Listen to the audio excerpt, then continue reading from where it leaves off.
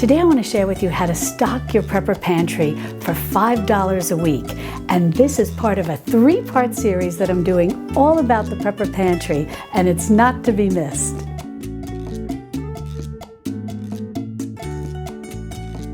Hi sweet friends, I'm Mary and welcome to Mary's Nest, where I teach traditional cooking skills for making nutrient-dense foods like bone broth, ferment, sourdough, and more. So if you enjoy learning about those things, consider subscribing to my channel, and don't forget to click on the little notification bell below. That'll let you know every time I upload a new video. Well, today is part 3 of this 3-part series on the Prepper Pantry. And if you've not had a chance to see part 1 and part 2, I'll be sure to put the links in the description below underneath this video so you can go ahead and watch those and catch up. And just for a little quick overview, in part 1, I answered the question, what is a prepper pantry? And then in part 2, I talked about the foods that you can buy to stock your prepper pantry that are real foods. And when I say real foods, I mean as close to traditional foods as possible. Now, those of you who have been with me for a while have probably heard me use the term the Four Corners Pantry. And that's an umbrella term to cover all the various areas that we can store food. The four corners represent our main working pantry, which may be a closet or a cupboard in our kitchen that we access on a daily basis. The second corner is our refrigerator. The third corner is our freezer. And the fourth corner is our extended pantry.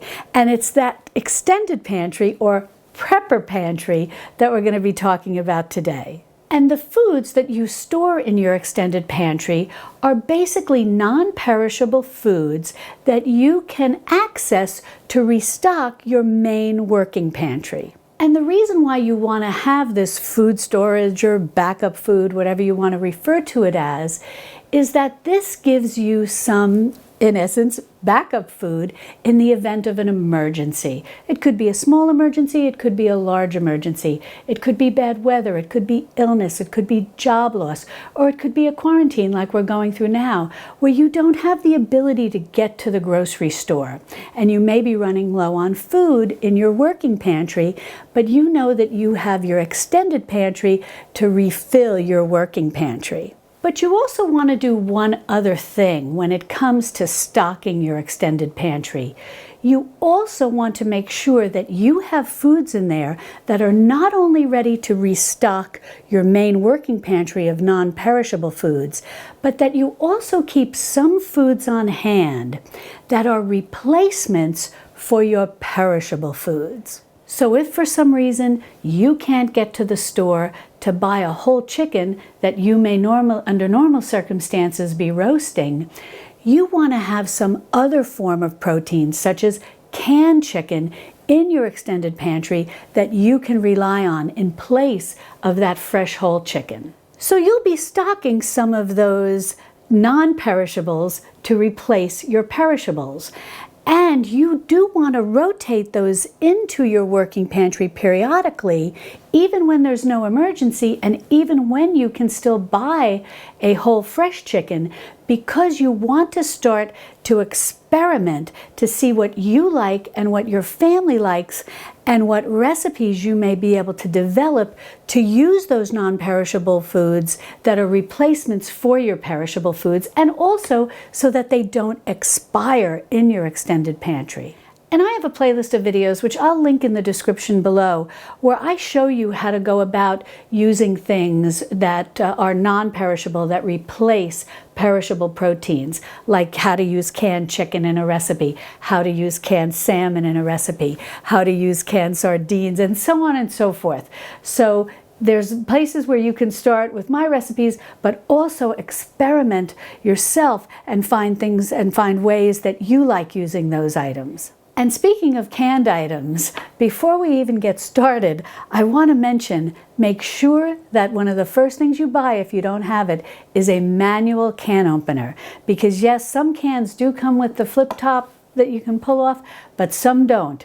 And you want to make sure that in a power outage, you've got this to open your cans, because when the electricity is out, the electric can opener is not going to work. Now there's a wide variety of foods that you can buy for $5 a week as you start to stock your prepper pantry.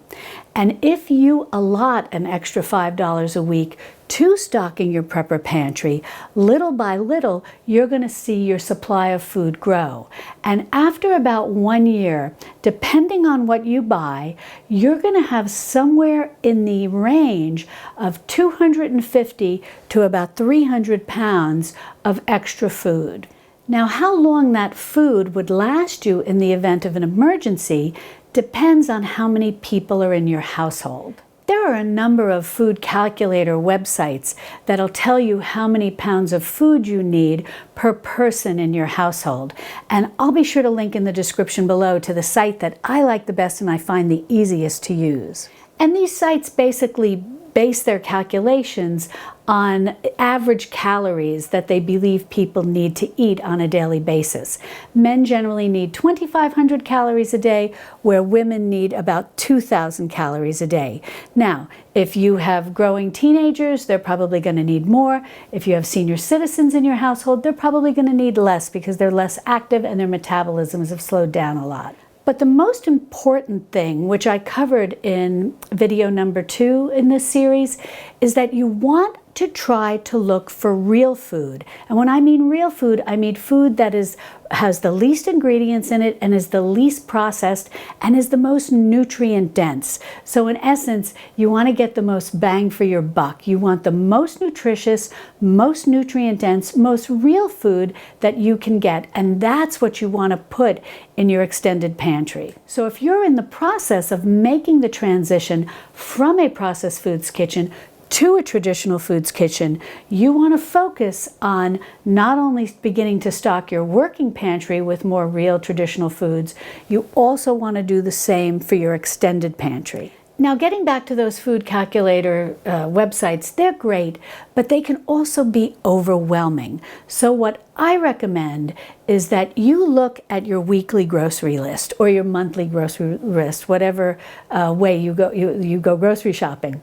And you, on one side of your list, write down all of your non-perishable foods. And then on the other side, write down your perishable foods. Then for your non-perishables, you want to transfer them to another list that you call your Prepper Pantry grocery list. And then for your perishable foods, you want to start thinking of and writing down foods on your Prepper Pantry grocery list that can replace those perishable foods, like the canned chicken for the whole fresh chicken. Then, when you go to the grocery store, you're going to have your main basic list of the things that you need to buy for the week or the month, whatever the case may be. Then you're going to have your Prepper Pantry grocery list. And what you want to do is think of combinations of foods that you can buy that then you can check off for your $5 for that week. So maybe for your $5, you're going to buy a box of pasta, maybe a box of pasta sauce, and maybe 1 can of a canned chicken. And then you're going to check those things off on your Prepper Pantry grocery list, and then you're going to find your place wherever it is in your home or apartment where you're going to start building up your Prepper Pantry. And then each week or month you go to the grocery store. Again, if it's a month, then maybe you can allocate a total of $20 to what you want to get. And then you're going to look at your list, and again, you're going to think of different combinations of foods. Maybe you're going to get some broth and some lentils and so on and so forth. And then you're going to check that off, and you're going to add that to your Prepper Pantry. Then at the end of the year, you should have a very nicely stocked backup of food. And as you check things off on that Prepper Pantry list, you know that once everything on that list is checked off and you can put that aside, you have 1 week's worth of extra groceries. And then you basically just start all over again with a new Prepper Pantry list. And you start again going through your list and checking things off every week or once a month as you go grocery shopping. And then when that's filled and you put that list aside, you now know you have 2 weeks worth of extra food in your Prepper Pantry. So then, after the course of 1 year, and you're going to have somewhere in that range of 250 to 300 pounds of food, you can go back and look at how many Prepper Pantry grocery lists you've completed, and then that will tell you how many months worth of food you have for what's the people in your household, because you've been basing what you've been buying on your main weekly or monthly grocery shopping list. Now, I know as to prices, they can vary. It can vary from town to town, grocery store to grocery store, city to city, state to state, depending where you live. So I've got prices that not only represent what I've paid for items here at my own local grocery store, I've also got prices from chains that are a little more nationwide, like Walmart and Costco and Sam's. So this gives you a range of how much things cost and what you might be able to get for somewhere in that $5 price range. Now, I do want to say that the most important thing about putting together a prepper pantry is that you have a plan, maybe like your prepper pantry grocery list, and that you do this slowly over time. Don't rush out and stress yourself and stress your budget by overbuying. And also, you never want to fall into the category of being a hoarder. A prepper and a hoarder are very different. And I discussed this in video number 1. Hoarders go out at the first sign of an emergency and clear the shelves and leave nothing for anybody. And you don't want to do that. A prepper has a plan, and you put your plan in place little by little by little so that you stay within your budget and you make sure that you're not clearing the shelves. Another thing I want to mention, as you go through stocking your prepper pantry and you're using that $5 to pick out various items, I highly recommend that you shop with variety in mind. I'm against just going out and buying 5 bags of dried beans or 5 bags of rice. You will have a more evenly prepped, in essence, prepper pantry if you buy variety. That way, if for any reason you have an interruption in your plan because maybe you have bad weather, or maybe you've lost your job and your budget is very, very tight, or maybe you're ill and you're not able to get out to the grocery store, and then your supplies in your working pantry start to become low, you want to know that when you go into your extended pantry, you have a variety of foods. You're not just stuck with 10 pounds of beans and 5 pounds of rice. Now, there's one thing I just want to mention about the extended pantry. Although for the most part you're using that to refill your working pantry, part of your extended pantry can be devoted to something that people refer to as a survival pantry. And that really sort of completes the whole prepper pantry concept, that you have your extended pantry, which for the most part is refilling your working pantry, and then you have your survival pantry, which are really foods that you don't touch. And those are what we call forever foods. And you don't need to buy any fancy dehydrated or freeze-dried food like that. There are many things you can buy at the grocery store that you can put in that survival pantry section of your extended pantry, what we call forever foods. And I have a video all about that, and I'll be sure to link to that in the description below. Now I'm going to go over the prices of all of the things I have here on my island, as well as the food behind me. I've also got some food over on my kitchen table because I ran out of room. And in addition to the prices, I'm going to talk about how to create combinations within that $5 so that you do have the variety that I talked about as you go ahead and begin to stock your prepper pantry.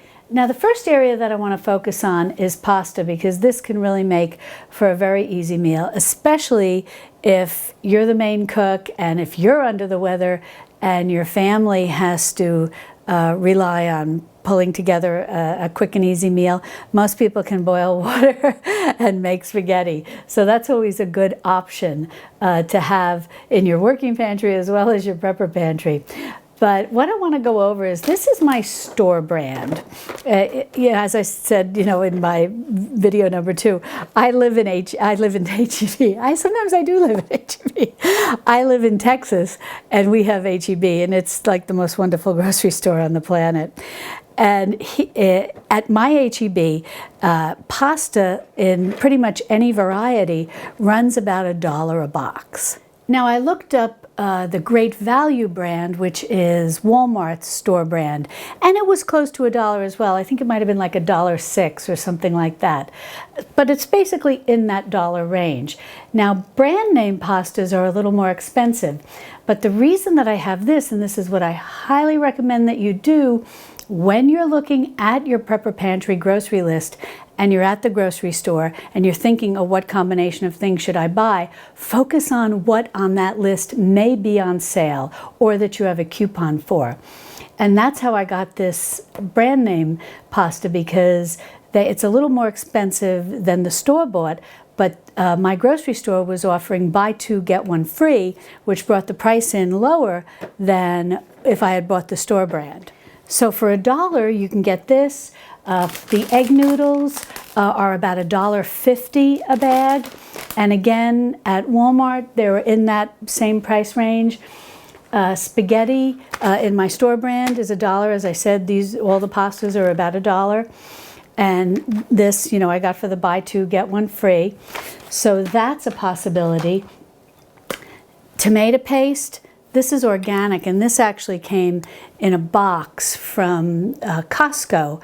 But if you're just buying 1 can, it can range in price depending on whether you're just buying regular tomato paste or organic, somewhere in the 50 cents to 60 cents a can, and sometimes even less than 50 cents. Now, 2 other items to consider when you're thinking about buying pasta is sun-dried tomatoes and tomato paste in the tube. Now, tomato paste in the can is going to be a lot less expensive. And if you find you use a lot of tomato paste, then this is the better value. And if you don't need to use the whole can when you open it, you can freeze that portion that you don't need. So that's something to keep in mind. But if you don't use a lot of tomato paste and you just need a squirt every now and then, this is like a tube of toothpaste, and you just put the cap back on and put it back in your refrigerator. So it can turn out to be cost effective, because this, the can, if you don't need the whole can, or you're just not in a position where you want to put it in your freezer, this comes in handy. But this is a little more pricey than about a 50 cents can of tomato paste. This is going to run probably closer to $2. So this is the type of item you want to make sure you have a coupon for, and not just buy at full price. And the same with the sun-dried tomatoes. These can be very costly as well. So if you're growing and drying your own tomatoes, or you're getting them in bulk maybe at the farmer's market and you're drying them, all the better. But if you do want to have a little bit in your extended pantry, again, look for a coupon, because this is going to run about $2.50, which I think is a little pricey to pay full price. Now, this is tomato sauce, and as I said, if you've seen video 2, I like to have some jarred tomato sauce on hand. I generally make it homemade, but again, this is what you need to think about when you're stocking your extended pantry.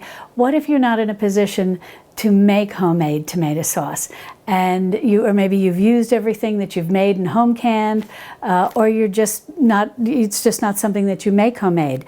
I bought this at Costco, and it was $8.99 for 4, and this just happened to be an organic tomato sauce. But depending on variety and where you shop, many stores will have tomato sauce starting at around $1.77 a jar. So let's just round that up to $2. So if you want to buy 3 boxes of spaghetti, or maybe 2 boxes of spaghetti, and 1 box of, like a penne or a different shaped pasta, and 1 jar of tomato sauce, you've spent about $5, and you've got some meals there that can be made right from your Prepper Pantry. Now, another combination of food that I want to talk about is canned chicken and having some egg noodles. Now, as I had mentioned earlier, the egg noodles run about $1.50 a bag, and that's for a 12-ounce bag. And this I got from my grocery store, and this was $12. So it averages out about $2 a can, since there are 6 cans in here. Now, if you just buy one can, I believe at my grocery store it was $2.06. So there's not a huge savings buying it in bulk like this. But if you have a Sam's in your area and they have this in stock, they carry their own chicken in a 6-pack like this, and it's about $9 and change. And what I like about this, as well as the one at Sam's, it's just basically chicken, water, and salt. It doesn't have a lot of chemicals, preservatives, additives, so on and so forth. So if you're shopping and you can put $1.50 towards the egg noodles and $2 towards a can of chicken, you've only spent $3.50 so far.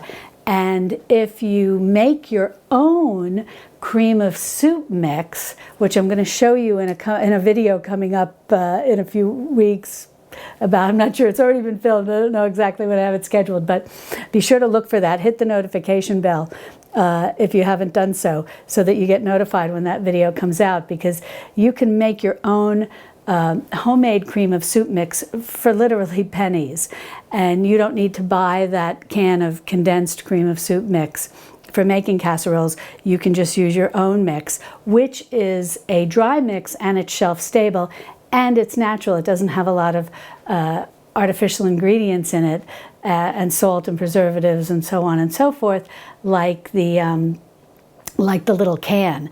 So there, now you've got $3.50 and you've still got some money to spend. Now with that $1.50 that you have left over, you can think about buying another jar of spaghetti sauce, especially if you bought a little more pasta than spaghetti sauce the week before. And that's going to run you, maybe if you buy the particular brand that runs about $1.77, that's going to run you a little over your $5. So if you want to stay within the $5 exactly, then instead of buying the tomato sauce, this is a good time to think about buying some water, because you definitely want to start stocking up on water in your prepper pantry. Because it's very important to have water on hand, especially in an emergency that involves bad weather, where maybe the power is down, or maybe for some reason you have to be in a situation where you have to boil your water, or so on and so forth. There's many reasons why the water coming out of your tap may not be drinkable. So you want to start stocking up on bottled water. Now at my grocery store, this gallon of water is 91 cents. And when I looked at other costs at different stores like Walmart, it could range anywhere from 94 cents to $1. And if you're shopping on a monthly basis and you have $20 to work with, then you might be able to buy this by the case, where you get 6 gallons in a case. And then that's going to lower the price per ounce. But now with the water, a can of chicken, and your egg noodles, we still have about 50 cents to play with. So this is a good time to start incorporating some canned vegetables into your prepper pantry. Because depending on what type of canned vegetables you want to buy, some are as low as 46 cents a can, working their way up to over $1, if you start to get fancy and want name brands and organic and so on and so forth.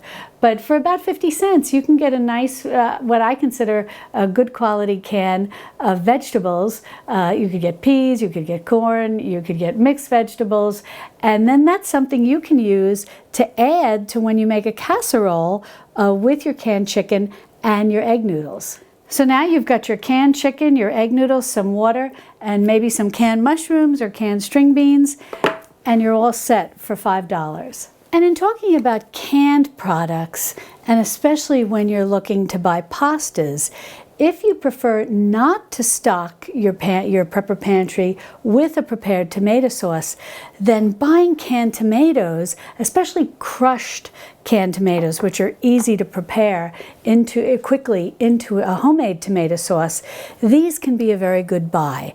And look for your store brand, because that's probably going to be under $2 a can.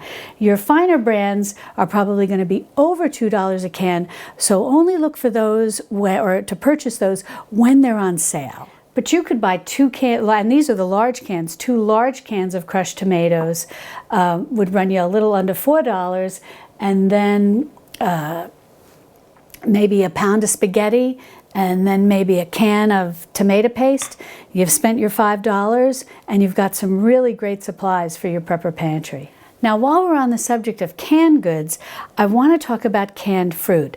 Now, if you home can, having home canned fruit in your prepper pantry is terrific. And I want to let you know that canning fruit is very easy to do, and you can water bath canned fruit, so you don't need special equipment. You don't need a pressure canner.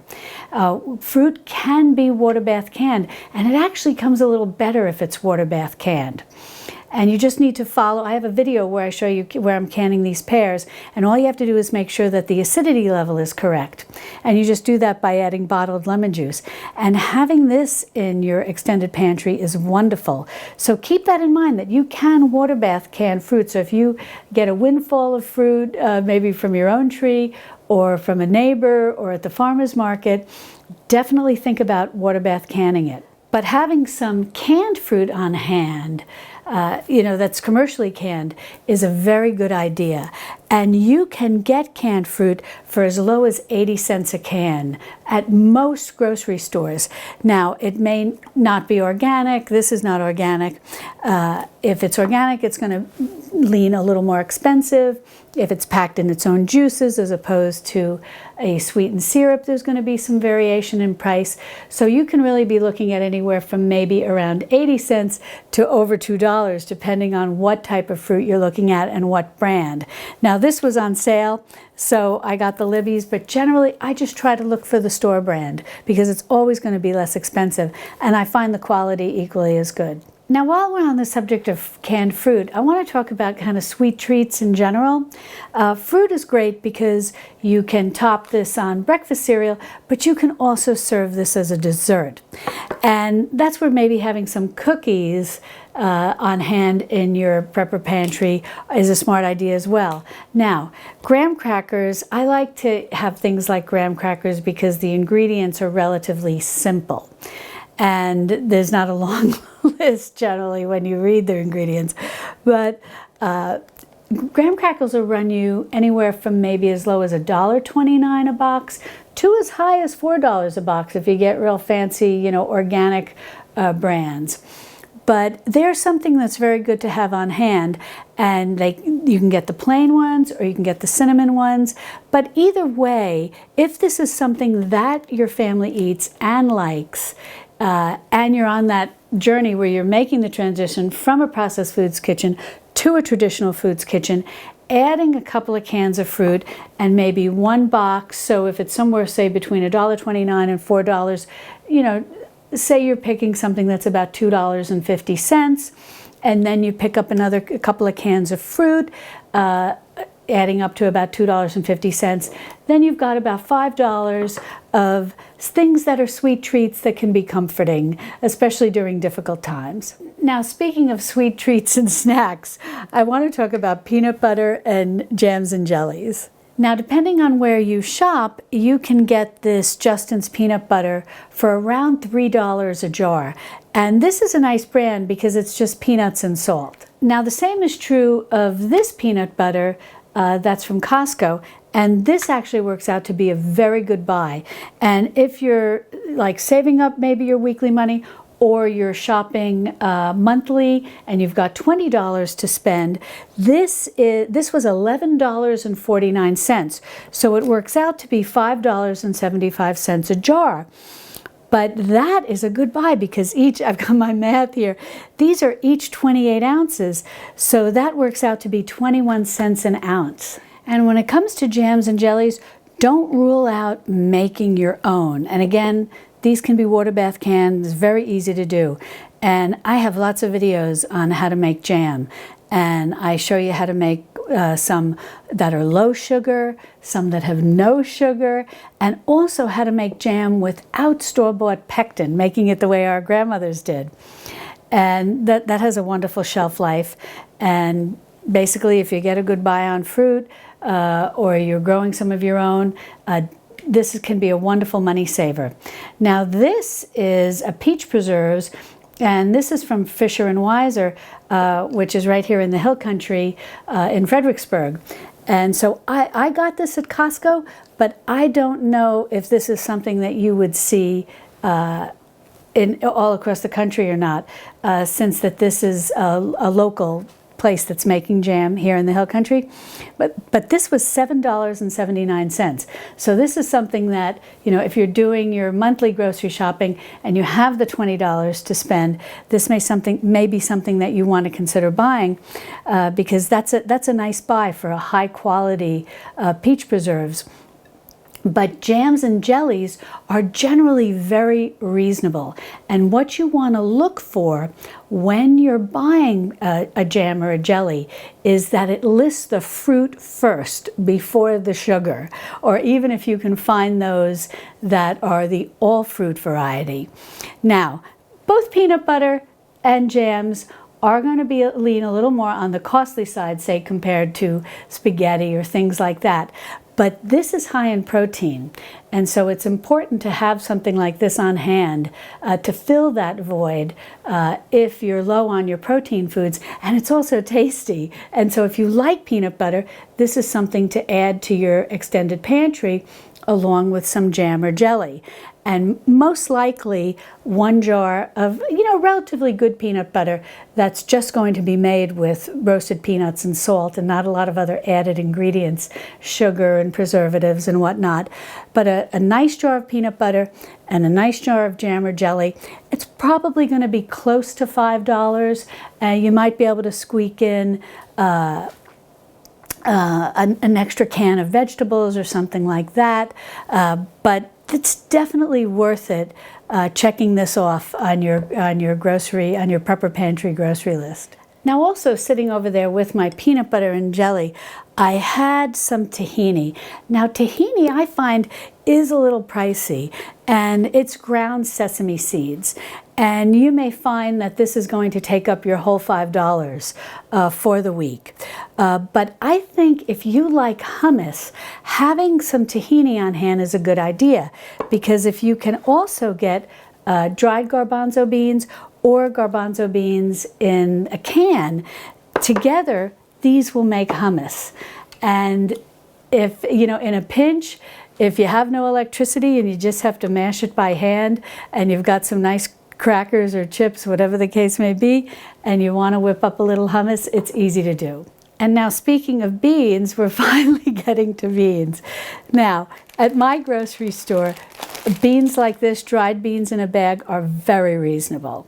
A 16-ounce or 1-pound bag of beans like this, dried beans, in pretty much any variety, is $1. And I've noticed that this is pretty consistent wherever I looked online, that they could range anywhere to $1 or a little more than $1. And the same was true of lentils. Lentils, again, depending on what brand you buy and where you're shopping, could range anywhere from about $1 to $1.40. And split peas were a little more expensive, and I think because they're very high in protein. And split peas, these particular split peas were about, let's see, I think they were $1.41. And they seem to be in that $1.40 to maybe $2 range, depending on where you're shopping. But the nice thing about green split peas and lentils is these cook up fast, as opposed to beans, which need to be soaked and then cooked. Now, split peas and lentils, I think, are wonderful to have in your pantry, in your prepper pantry, as well as your working pantry, because they cook up quickly. You can make wonderful soups with them. And so if you bought 1 bag of the split peas and 1 bag of the lentils, you would probably be in that $3, anywhere from the $2.50 to the $3 range. But then what you can do is you can get a bag of the dried beans, or you can get one of these soup mixes, which this runs a little more. This was about $2. But what I would recommend is that you get a variety of canned beans as well as dried beans, just in case you're in a situation where you're not able to soak and cook your beans. So these were on sale. These were organic, but they were on sale for 79 cents. These are not organic, and their regular price was 79 cents. So you could buy a bag of split peas and a bag of lentils, and we'll average out that they say we're both $1.40, or we can even round it up and say $1.50 a bag. So that's $3, and then you can add maybe a bag of dried beans for another $4, and then maybe a can of a can of beans for 79 cents. And sometimes they're even less. You might find canned beans for 50 cents, and then you'd be able to get 2. But you'll still be pretty much within that $5 budget. Now, when it comes to broth, I'm going to say we should always be making our own bone broth. And that's definitely the best route to take. And if you do make your own bone broth, yes, you can pressure can it. The only thing you need to keep in mind is that because of the high temperature involved in pressure canning homemade bone broth, that it does damage the gelatin. So it's not going to be as gelatinous as if it hadn't been pressured canned. However, it's still nutritious, and it's better than anything you can buy at the grocery store. So that's definitely an option. But if you want to buy some broth to keep on hand for your prepper pantry, I highly recommend going with fish broth. And the reason is this has the least ingredients compared to the bone broth and the chicken bone broth at my grocery store.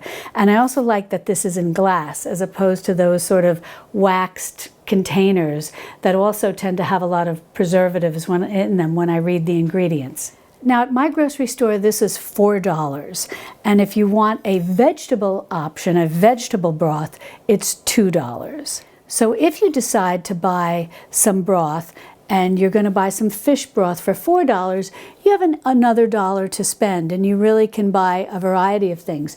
You could, if you went a little over, since the egg noodles are $1.50, you could buy some egg noodles, and then you would have the fish broth and the egg noodles, and then maybe later on when you add some canned tuna to your prepper pantry, you can make a nice tuna noodle casserole.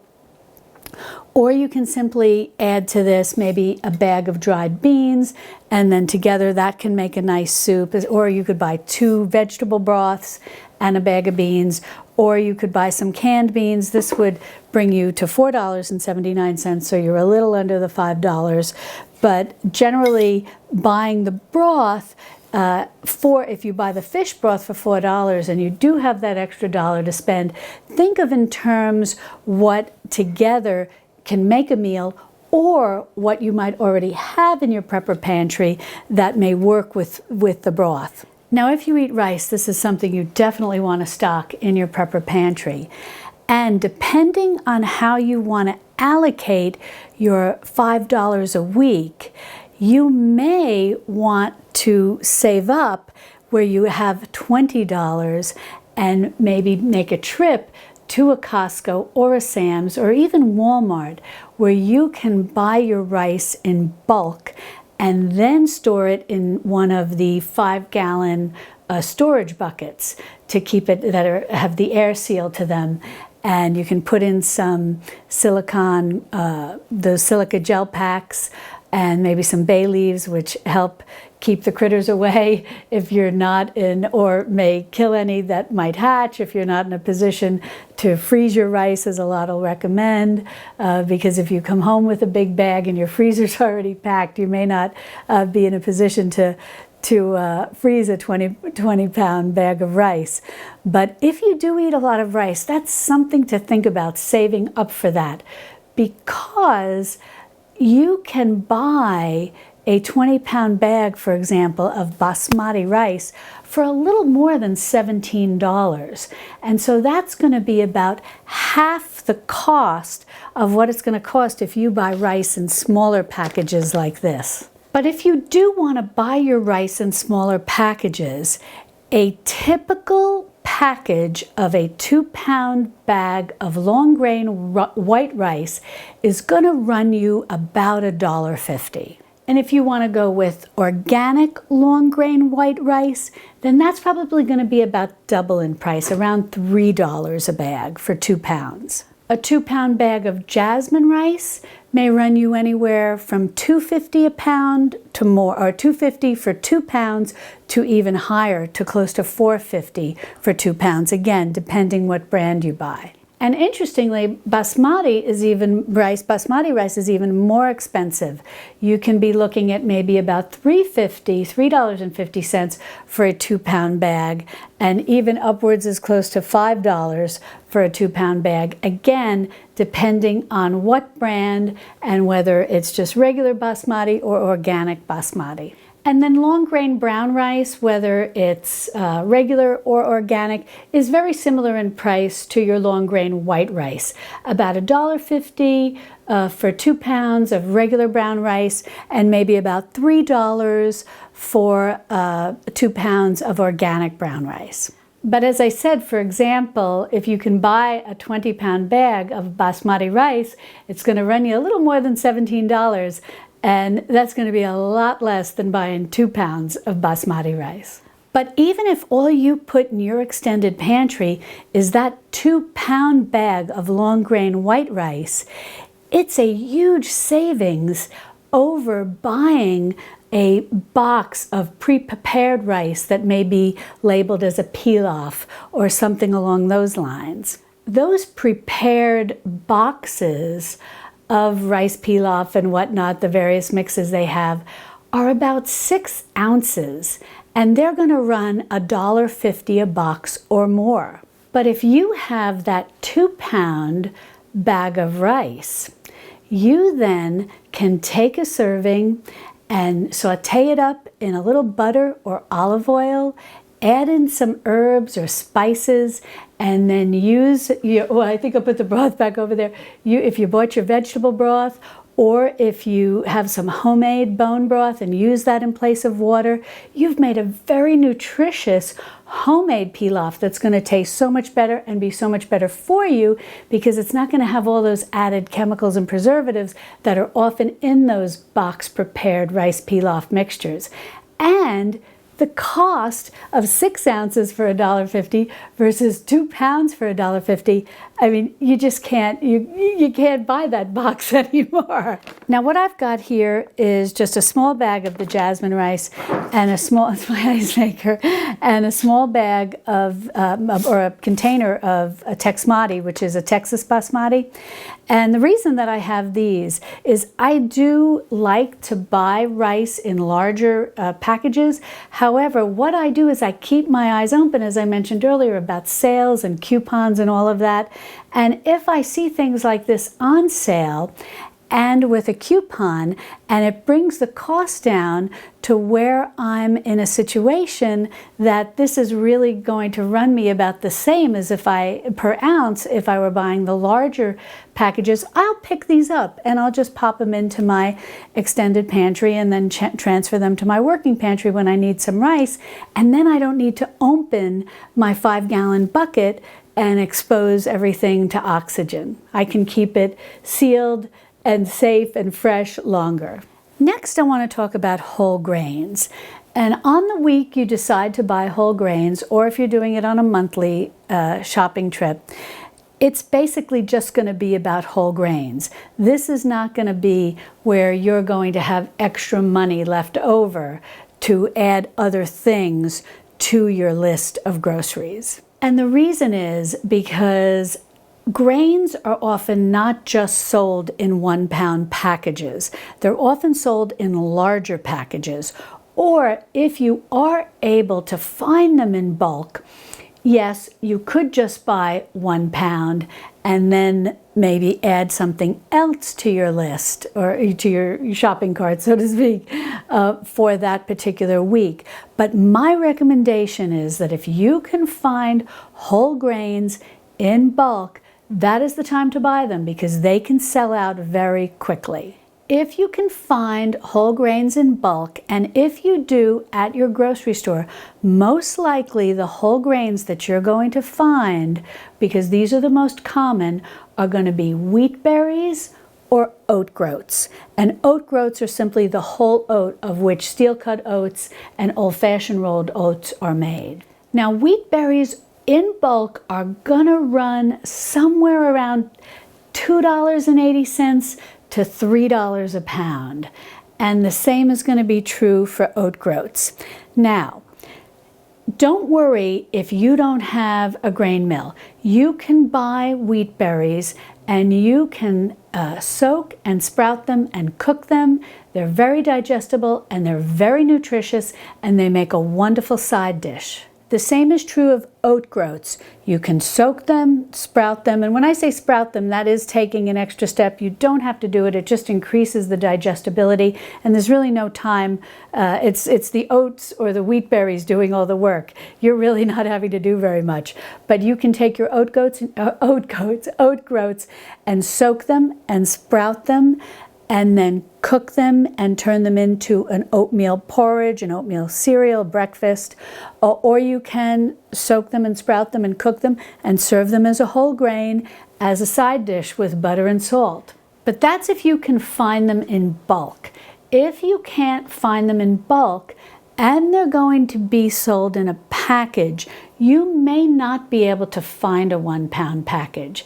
If you can, it's still going to be more expensive than that $2.80 to $3 of where it's sold in bulk because of the packaging. So you may even be looking at spending your whole $5 for that grain. And if you're looking for ancient grains like spelt, that's going to run you about $3 a pound. And if you're looking for einkorn, that's going to run you closer probably to $5 or more a pound. But these are worth investing in, even if you have to save your weekly $5 to where you have $20, and then maybe you can purchase larger amounts, which will help lower the price. When you purchase larger amounts, which in the case of, although spelt is becoming a little more common to find, but einkorn can be a little more difficult and you may have to order it online. But by ordering it online and ordering it in a larger capacity, like we talked about with buying the rice in a larger capacity, if you find you're going to be eating a lot of whole grains, or if you have a grain grinder and you're going to be grinding your own flour, or even taking it one step further and soaking and sprouting and drying and then grinding it and making your own sprouted flour versus regular flour, it's worth saving up your money to buy these grains in bulk, because ounce for ounce it'll bring down the price. However, that is going to be a week or a month where all you're going to be buying is whole grains. But whole grains, as opposed to the flour, which has already been ground, has a longer shelf life and can be more beneficial to you in the long run, especially for an extended pantry. So think about adding whole grains to your extended pantry as opposed to, or in addition to, any flour that you're going to buy as well. Now, generally, I don't keep a lot of foods like this on hand. I consider these a little more processed, packaged foods. But I do like to have some in my prepper pantry as well as my working pantry, as I shared with you in video number 2 in this series. And the reason is, if for any reason I'm under the weather and I can't cook, I want to have things that are very easy for my family to prepare. So I'll usually keep things like baked beans, canned soups, and boxed macaroni and cheese on hand. And in a week when you do this, you can kind of load up, because this runs anywhere from $1 to $2 a box. And I think even this organic one, I think this was $1 at my grocery store. And the baked beans, I often just look for whichever ones are on sale so that I can get a can for maybe around $1. And soups generally run about $1.50 a can, with maybe those really nice Progresso soups running about $1.70 a can, but they are a little bigger. And when it comes to soups, I just look for coupons, or actually I should say my husband helps me with that. He's very good about it. You can get the app on your phone often for your local grocery store, and you can see what's on sale. And then I'll just find soups that are on sale to help bring the price down, so that with the coupon, maybe you're paying $1 or less. And I like this brand because that's another thing too. When I look at the soups, I try to find those that have less ingredients, so that they're not loaded with a lot of artificial or highly processed ingredients. But in any event, this is a week when you can think about, well, if you're not cooking and the other people in your household don't know how to cook, and what foods might they like that are easy to prepare in terms of either maybe just boiling water, you know, the pasta can fall in that category too, or just opening a can and warming something up. Also, when you're thinking about stocking your prepper pantry, think of what herbs and spices you like to have on hand. Now, I grow a lot of herbs and I dry them, and so I always have a lot of herbs, but I do like to keep some store-bought ones on hand as well, just as backups.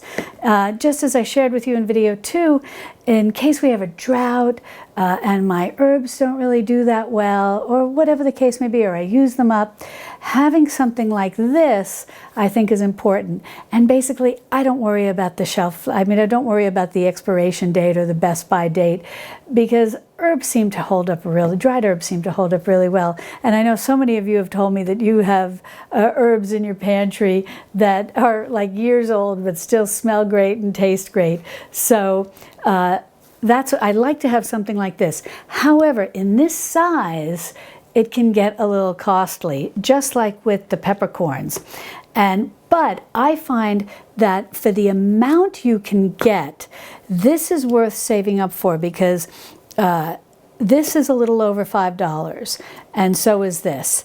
And these are either, you're going to say, okay, I'm going to go to the big box store and I'm maybe going to go once a month, and I've saved up $20 from the week, and I'm just going to try to buy larger sizes of things. They have sea salt. They have that pink Himalayan salt that many of you have shared with me that you like. That's going to be a little over $5. They have their sea salt, which is in this size container, and you probably can get about 2 for $5. As I said, this is a little over $5, but these are definitely things you want to make sure that you don't run out of salt, pepper, and various herbs and spices. So the week that you do this, know that you're probably going to be going a little over your $5 budget. However, it's going to be much more cost effective than buying the little jar of peppercorns or whatever the case may be, that's going to basically be very similar in price to these large containers. Next, I want to talk about buying oatmeal. I think oatmeal is great to have not only in your working pantry, but also in your extended pantry. It makes a wonderful, healthy breakfast, and it can be used as a food extender. You can add some when you're making meatloaf. You can add some when you're making salmon cakes. There's a lot that you can do with oatmeal, not to mention making oatmeal bread, which I have a video coming out where I show you how to make oatmeal bread just using dry ingredients from your prepper pantry or your working pantry. It's a wonderful bread to know how to make, especially if you can't get to the grocery store for milk and eggs and things like that. And also having oatmeal on hand is great for making oatmeal cookies. But in any event, the nice thing about oatmeal is it's very reasonable. You can get this bag. This is Bob's Red Mill. He's very popular. And these are just your typical old-fashioned rolled oats. These are an extra thick cut. And this is 32 ounces, and this is about $3. Now, if you buy the main popular brand in that round tub, you can get 32 ounces of old-fashioned rolled oats for about $2.50. So you could definitely just buy one container of those old-fashioned rolled oats, and then you have $2.50 to spend on something else. Maybe you can pick up a jar of jam, things that would sort of coalesce and go well nicely with the oatmeal in terms of preparing a meal. A little dollop of jam on oatmeal can be nice if you don't have maple syrup or honey. So that's something that you could do. Or you could just buy 2 containers, 2 canisters of the rolled oats. Now another form of oats you can buy are steel cut oats, and these are basically the oat groats, what we talked about earlier, that are the whole oat, and this is just where they've been cut up and made into smaller pieces so that they're easier to cook up. And so this is an option too, and this is 24 ounces. This is 1 pound 8 ounces, and this can sell anywhere from about $2.50 to $3. So I recommend trying both. This makes more a little bit more of a nuttier, toothier type oatmeal, so it's really going to be a matter of what you like. I keep both on hand because they both fill a need. This definitely is going to be what you could bake with, but this makes a lovely cereal, and so I think if you see this, it's a relatively good buy, and if you see it on sale, all the better. Now, if you're doing one of those monthly shoppings, these are sprouted rolled oats, and the only difference from these rolled oats is that, as the name implies, they've been sprouted. So the oat groat was soaked and sprouted and dried, and then it was put through, I think it's called like a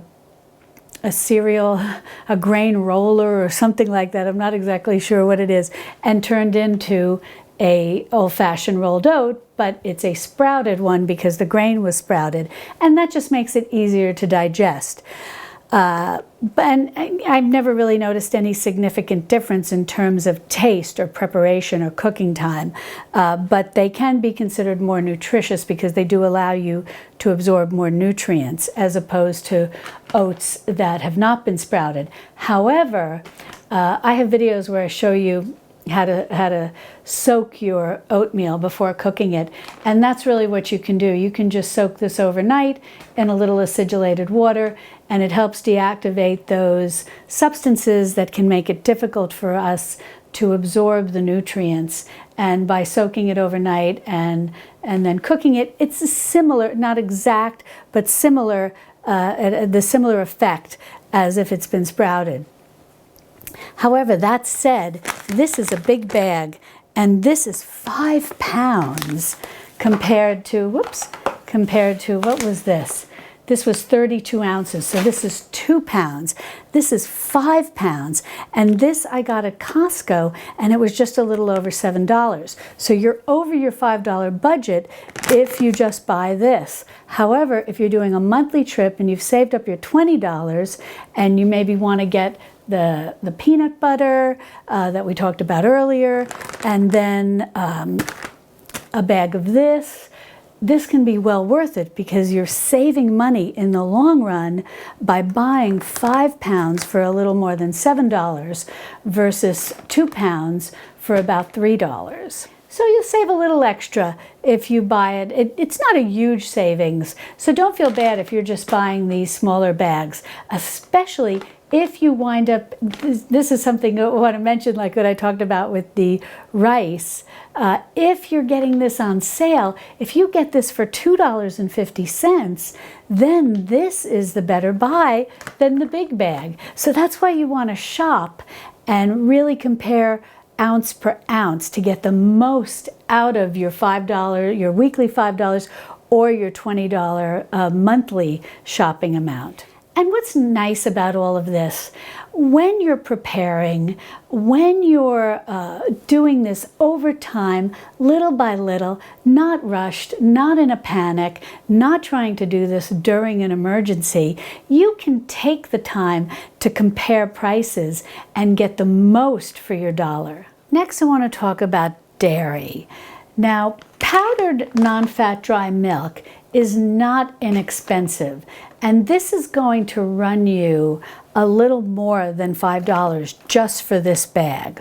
Now, if you want a milk alternative, you can get coconut milk, and I prefer the coconut milk that's in the can because it's generally just coconut milk as opposed to the one that are sold in those larger wax type boxes that sometimes have additional ingredients. this can be a little pricey. This can run almost maybe $3.50 for a can like this.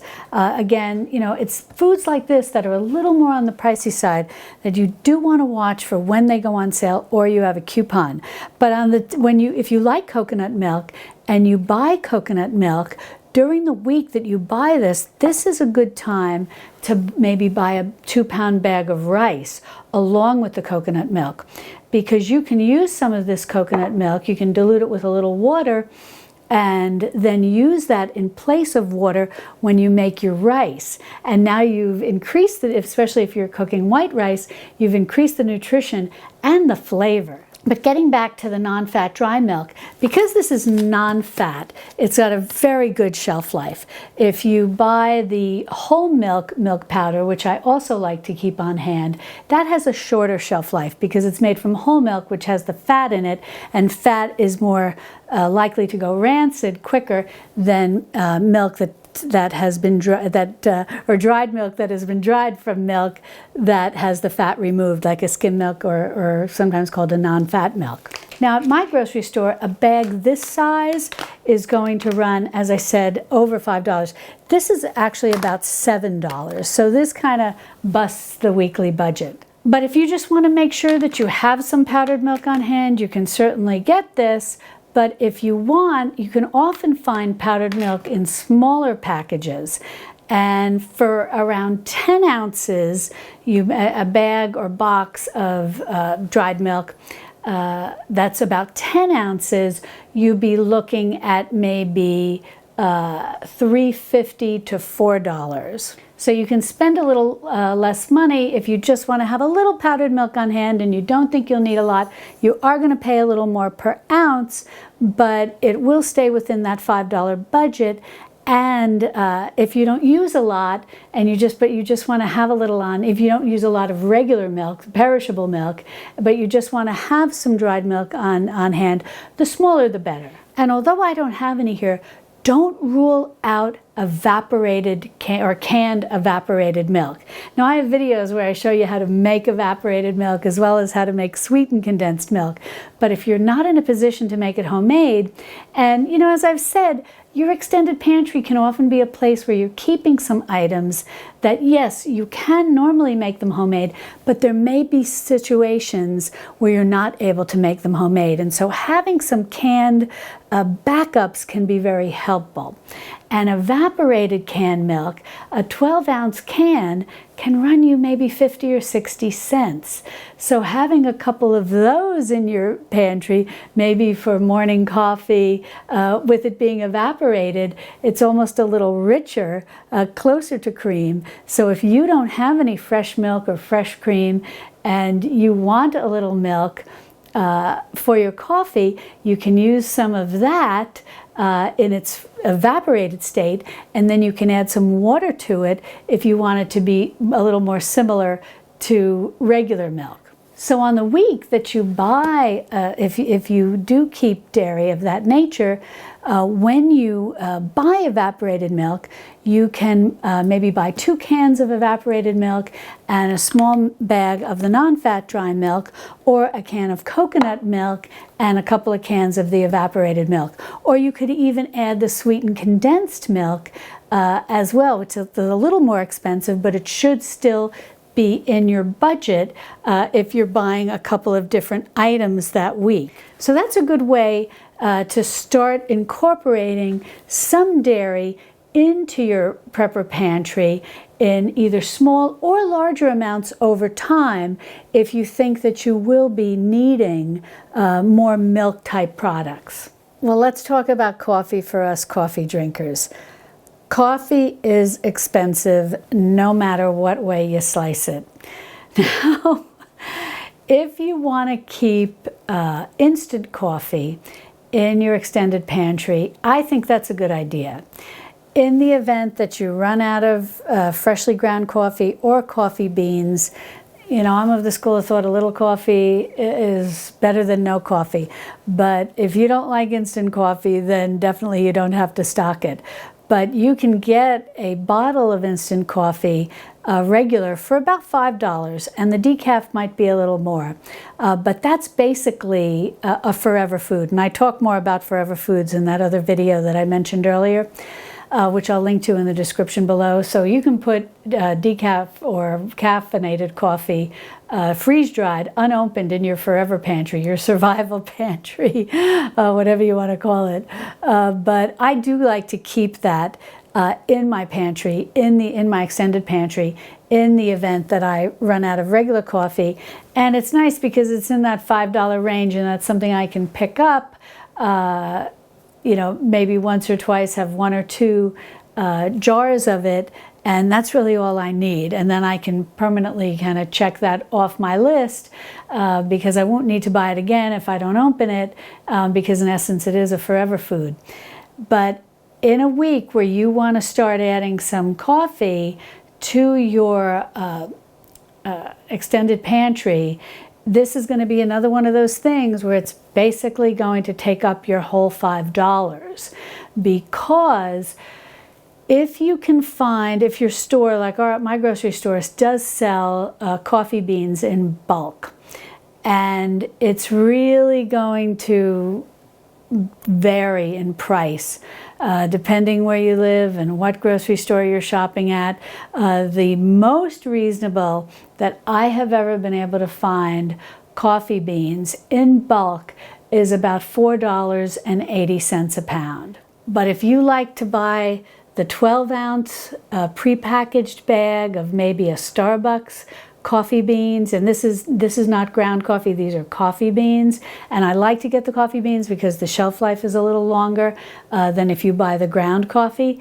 But that bag of Starbucks coffee beans that's only 12 ounces, it's not even a pound, that can run as high as $7. So that would push you over your $5, or you'd have to wait until you decided that you wanted to set money aside over a 2-week period or over a month period, where maybe you're spending $20 that you've saved up each week and have a total of $20 to spend.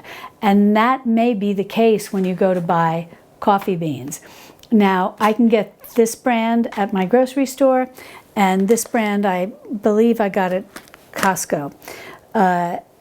This brand is also available at Costco, but it's also at my grocery store. So we don't go to Costco that often. So I'm usually in a position of where I'm buying this at my local grocery store. They don't always have this in decaf. So when we were at Costco, I picked up the decaf beans in their brand. But these are both expensive, because you can be looking at spending anywhere from $14 to, in some cases, depending what brand you buy, as high as $17 for a package. And this is 2 pounds, and this is 2 pounds, 2 ounces. So this is really, you know, you're getting into luxury prices in purchasing coffee. However, if you're a coffee drinker, you're going to want to figure out how best to work this into your budget. And I saw a video, was on YouTube, this is a number of years ago, and it was someone who was very good at budgeting and keeping her grocery budget very well controlled in terms of what she spent on food and whatnot to feed her family. But she was very cute because she said, "But I always make sure I have enough money set aside to buy coffee." So this, given the price, may have to be something that is just something that you budget for in your regular grocery budget, and then for your extended pantry or your prepper pantry budget on your checklist, you may want to just put in your instant coffee, which you can just buy a jar of at a more reasonable price. Now, I just want to talk a little bit more about some snack foods. I already mentioned the graham crackers and things like that, but I do like to have some crackers on hand in both my working pantry and my prepper pantry. And I really like these wasses. And the reason is the ingredients are very limited. It's whole grain rye flour, and then they list rye flour, which is just all-purpose rye flour that's had the bran and the germ sifted out, but as I've shared with you, never feel bad about that, because even going back to the Middle Ages and before, they would often sift out some of the bran and the germ to make their flour a little lighter, so it baked up a little lighter, more digestible bread. And we kind of mimic that result today in much of our baking if we're not grinding our own grain and sifting it, by using a whole grain flour, but then maybe adding in a little all-purpose flour to just lighten things. So that's what they're doing here. So you've got whole grain rye flour, and then rye flour, yeast, and salt. So I like that, versus some crackers, you can look at the package, and the list is as long as the side of the package. And I really don't like that. But the Wasses, at my grocery store, this package was $2.82. But you can save up, and I've seen this sold in bulk packages if you feel you may be going through a lot of crackers, and that definitely will lower the price, about 25 cents or so per package. But in the week that you decide you want to buy some crackers, so $2.82, so we'd round it up to $3, and that would give you another $2 to spare, and you may want to think about, you know, some jam or maybe a small jar of peanut butter, because those are nice complements to crackers. Dried fruit. I always like to have some dried fruit on hand. Now, the reason here I just have some currants, and these I like to use in baking. But if you want to keep some raisins on hand, you can certainly, they have very large, if you eat a lot of raisins, you know, maybe if you have children and you want to have them eating dried fruit as opposed to candy and cookies and cakes and whatnot, they sell the large bags, which bring down the price considerably. They're usually 2 big bags in a box. But if you're just buying them right at your grocery store, you can get that 20-ounce, you know, it's a circular kind of carton that has the reusable lid, which is nice. And for a 20-ounce canister, that's the word, the 20-ounce canister at my grocery store, it's $3.79. So you could even think about, you know, maybe some crackers, some raisins, and that's a nice, those are nice foods for your extended pantry because they have a fairly good shelf life. And if they're things that you eat on a regular basis, you know you've always got extra to restock your working pantry. And also, if you're doing a monthly shopping and you've got $20 to play with, definitely, if you're going to one of the big box stores like a Sam's or a Costco, they always have a huge selection of various dried fruits, figs, dates, etc., on and on and on, apricots, dried cherries, dried blueberries, they have everything. And, you know, look at the prices and see what you might eat, what you would like to have in your extended pantry, or what you may already be eating and that you have in your working pantry that you want to have some backups in your extended pantry to refill the void, so to speak, when you run out of those things in your working pantry. And along those lines, talking about snacks and whatnot, I just want to mention that I found these, and these are organic, and the sea salt, and basically all they are sort of dried and roasted, I think, chickpeas. But what attracted me to buying these was that they have 6 grams of protein per serving. And there are 18 servings in this bag. So I think this is a really good food to have as a snack if you need protein and if you're running low on your fresh protein or you're running low on your canned protein. To have something like this that has 6 grams of protein per serving and is 18 and has 18 servings, this can go a long way in supplementing your diet. And this is something you could keep on a regular basis for snacks and whatnot in your working pantry, or you could just keep this in your extended pantry and definitely use it before it passes too much farther past its best buy or expiration date. But I highly recommend this, and this was only $6. So, you know, it's a little over the $5, and it's something that, you know, maybe if you're on one of those monthly shopping trips, this is something to consider if you find it in your travels. And I think it was at Costco. Now, speaking of proteins, we discussed the canned chicken, but I also want to talk about other canned proteins. Now, you can also find canned roast beef at the grocery store as well as at your big box stores. But I generally don't buy any canned meat, red meat, because it's not something that even fresh we eat a lot of, because my husband and my son, when he's home, enjoy more chicken and fish. But you can definitely add canned meats to your extended pantry, and it's wonderful if you do eat red meat on a regular basis. But you really can't beat the price of canned fish.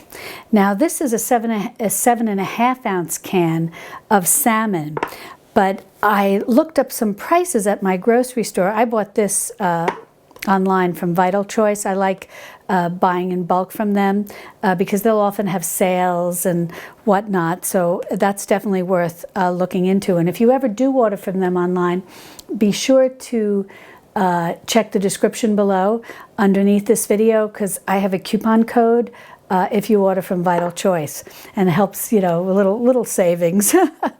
But in any event, canned salmon at my grocery store, if you want to buy a 5 ounce can, and it's wild caught canned salmon, and I've bought that too, and it's great, and that's $1.79.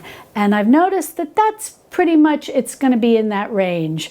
You know, like if you look at Walmart and whatnot, $1.79 to $2, you know, the size of cans vary and the brand varies. But that's basically what you're looking at. So you could definitely pick up a can of that, a can of salmon, some egg noodles, and you know, you're making a meal, you know, instead of tuna fish. I don't buy a lot of tuna fish. We find it a little hard to digest, but you can use canned salmon and your egg noodles and your canned vegetables, and then your homemade cream of soup mix, and make a sort of the equivalent of a tuna noodle casserole, but making a salmon noodle casserole, and it's delicious. But something to keep in mind if you're wanting to stock larger size cans, maybe you're feeding a larger family, you can get the StarKist 14.75 ounce can. So that's basically 3 times the size of the 5 ounce can for, at my grocery store, $3.80. And I noticed that that's pretty standard, and that's wild salmon.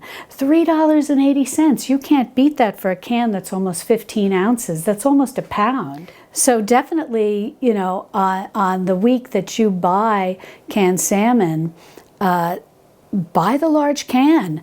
And maybe, you know, a box of pasta or something like that, and you're at your around your $5.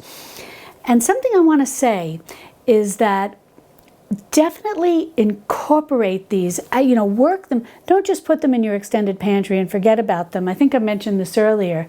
You definitely want to be rotating these into your working pantry and experimenting with them. If you've never had canned salmon, and you may like fresh salmon and putting it on the grill and all of that, but what if you're in a situation where you can't get it?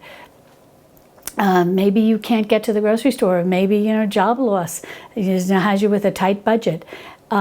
Try, before any of that happens, and God willing, none of it happens, but try incorporating some canned salmon into some of your recipes and see if you like it.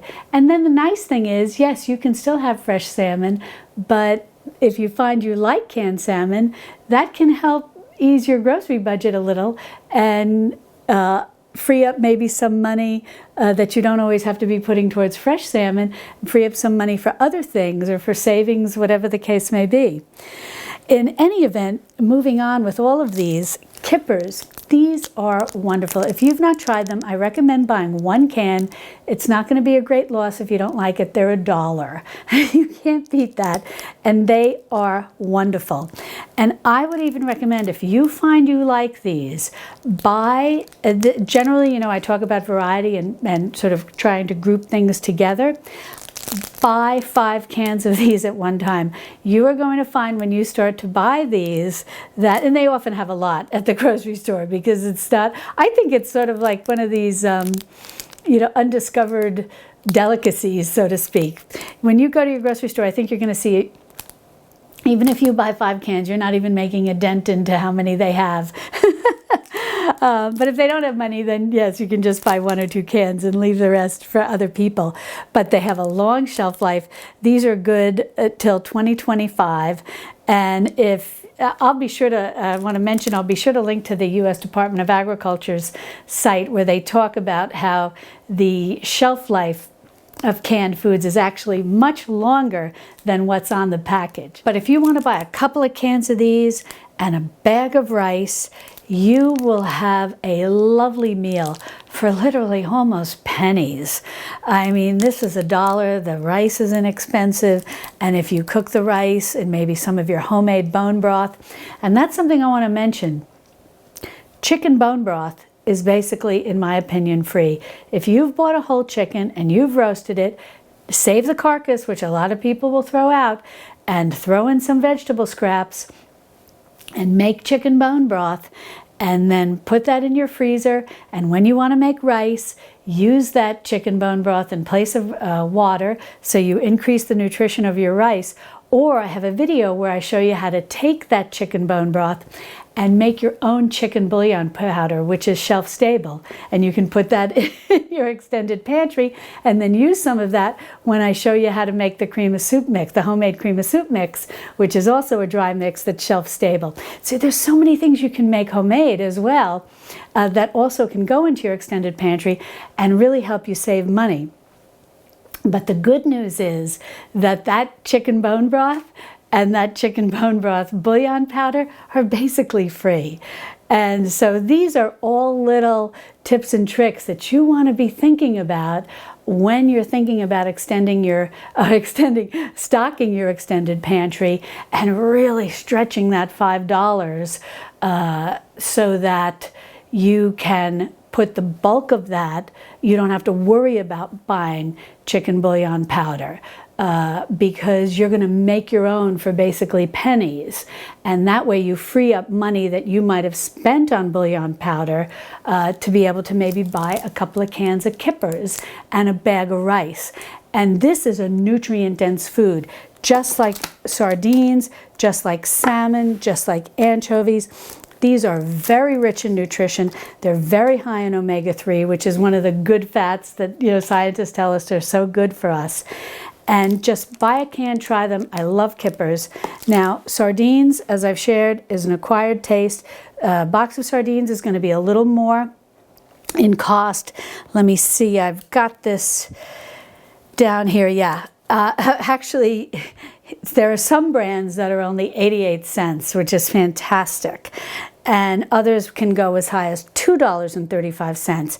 A lot has to do with how many ounces are in the can and whether or not they're packed in like extra virgin olive oil or tomato sauce or mustard. Sardines are packed in different things. I think kippers are very easy to, it's just herring that's been smoked, and it's very flavorful. And I think it's very easy to like herring. Sardines, on the other hand, do have a little bit of a stronger flavor and may require developing an acquired, it might be an acquired taste. I can just eat them straight, you know, as I've shared with you in the past, and rye bread and a little red pickled onions, and I'm all set. However, I have a recipe where, and I'll link to it in the description below, where you chop these up and you put some lemon juice and lemon zest and parsley and olive oil. It's delicious. And so many people who have told me, oh, Mary, I was really hesitant to try sardines, but I prepared them the way you told me, and now I love them. And so that's a good way to work some sardines into your diet. And again, very affordable, wonderful food, long shelf life in your extended pantry. When you really need protein and you need it to be shelf stable, and your fresh protein sources may be running low and you may not be able to refresh them, liking sardines, liking canned salmon, liking kippers can be very, very helpful. So definitely try initially just buying one of each and see what you like and experiment with. I'll be sure to leave a lot of recipes, links to recipes in the description below, where you can experiment and see what you like and what your family might like. And the same goes for anchovies. I know anchovies can create a lot of emotion in people, but let me see what the price of those is. Now, a can of anchovies, the small can like this they're packed in olive oil, and this is 2 ounces. This is going to run you about $1.50. So again, pick up 1 can initially if you're not familiar with them and try it out. This is anchovy paste. It comes in a tube, which is nice because you just use what you need, and then you know, it's like a toothpaste tube, and you put the cap on and you put it in your refrigerator. It's similar to working with the tomato paste, but it is a little more expensive. It's about 20 cents more, I think, and you're probably, and you're only getting 1.6 ounces. So this is, again, I would recommend looking for something like this when it's on sale or they have a coupon. But if you buy some anchovies, what you can do is they're wonderful, just topped right onto a Caesar salad if you like anchovies. But for something that you would be having in your extended pantry, when you open them, you can take out 2, and or depending on how many serving sizes you're making, you may wind up using the whole can if you're making a large amount of spaghetti. But you can put your anchovies in a frying pan with some garlic, with some olive oil. The anchovies will just melt and go away.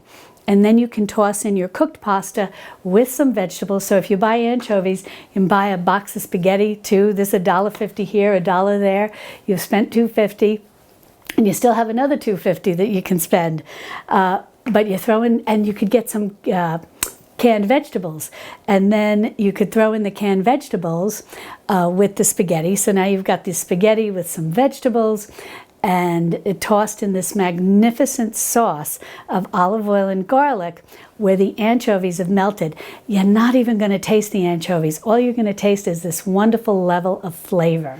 So if you like anchovies and you're familiar with them, you know, think about picking up 2 cans, run you about $3 if they're $1.50 each, and then that leaves you $2. You could pick up 2 boxes of spaghetti, and you're all set. And if you're not familiar with anchovies, you never tried them, try 1 can, maybe that week, buy 1 can of anchovies, 1 can of kippers, and 1 box of sardines, or 1 can of sardines, and have a little week of experimentation. Now I want to talk about olive oil and some other fats and vinegars.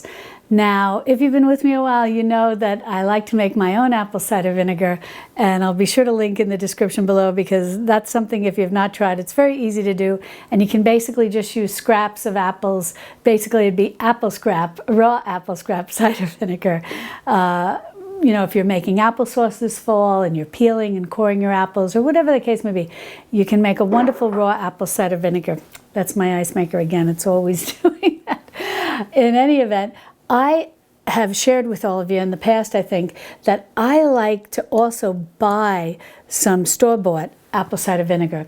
And this just happens to be raw, but I don't need it to be raw for the way that I use it, because I will use this when I need to acidulate the water for when I'm soaking grains, like if I'm soaking my old-fashioned rolled oats or my oat groats overnight before cooking them the next day. And this is just my HEB brand, and this is 16.9 fluid ounces, and this is going to run about $2.50.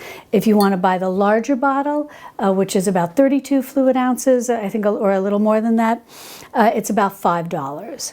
So that basically takes up your whole $5 budget that week.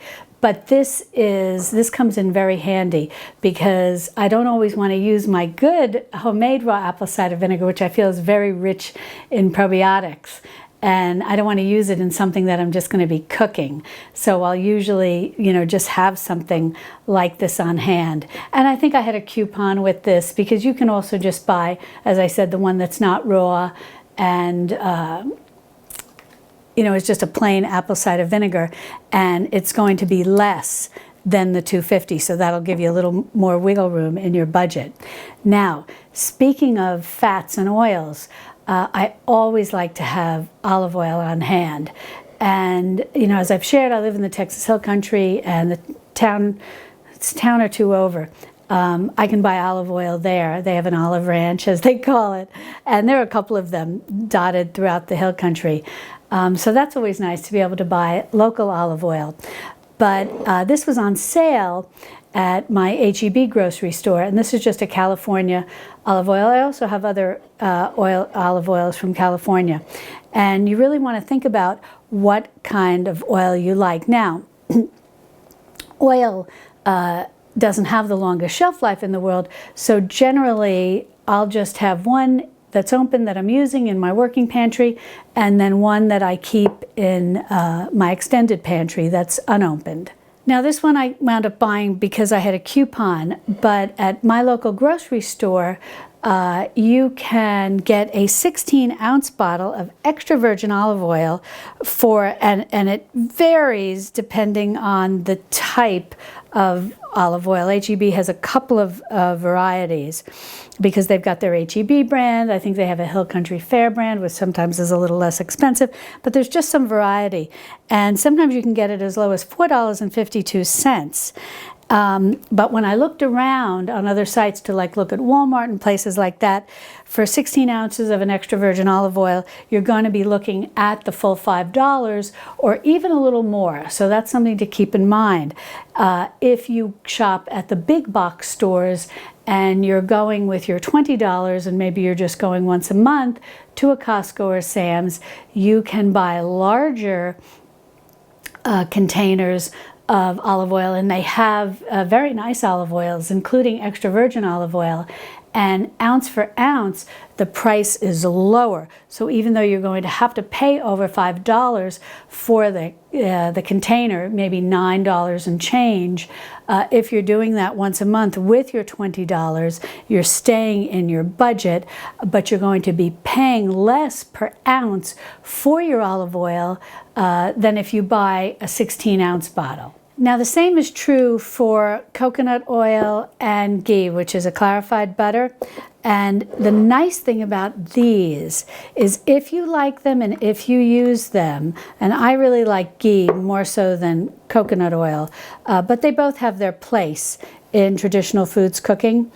But both have very long shelf lives, even after they're opened. Now this is a large jar, and this is definitely going to be more than $5.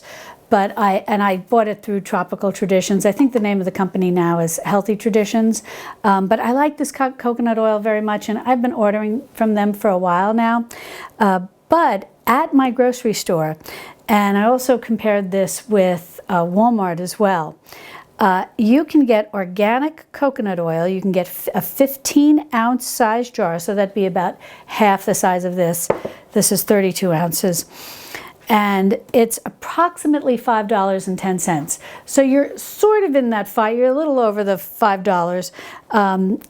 But something I found interesting is if you are buying this at the big box stores, and I think they even may carry this on the lowest shelf at Walmart, if you're going once a month and you're going with $20, you can get a gallon of coconut oil for $20 if you find you use it a lot, and it has a very long shelf life. And you want to keep it in your extended pantry and just put some in a jar that you put into your working pantry. As I said, you can get that 1 gallon for about $20. So that's definitely something to think about if you want to consolidate that those 4 weeks and just devote those $5 that you would have spent otherwise in one fell swoop to buying a gallon of coconut oil.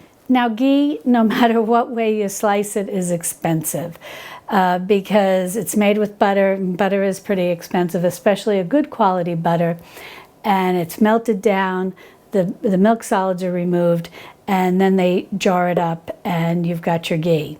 And it's wonderful to cook with. It's got a higher smoke point than butter because all the milk solids are removed, and it's also got a great shelf life, as I said, even after you open it. Now a lot of people consider ghee and coconut oil both forever foods, and as I said, I'm not 100% sure about that, but I definitely think that as you are thinking about stocking your prepper pantry, that having fats on hand is going to be very important because they provide a lot of calories and can make food taste good and create that feeling of fullness. And that can be very important if you're running low on food.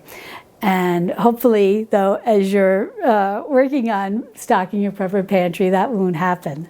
But a small jar of ghee, even half the size of this, about 8 ounces, the most reasonable I've been able to find it is for about $7.